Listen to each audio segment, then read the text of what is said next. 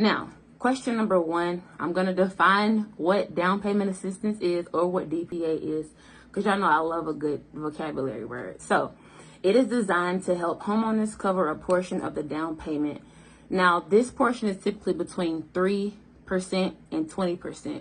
Don't let the 20% part scare you, because I got you. So, it says that there are 0 down programs available. It's really not 20%. There's so many programs out there, hundreds, thousands of programs that are willing to help you become a homeowner.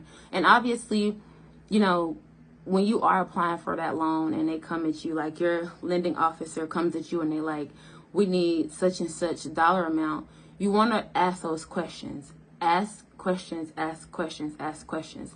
Like they say, no question is a dumb question. So you definitely don't want to slight yourself and feel like, oh, I probably shouldn't ask that. No, you need to ask. As always, I am here to assist. I don't know everything, but you can count on me.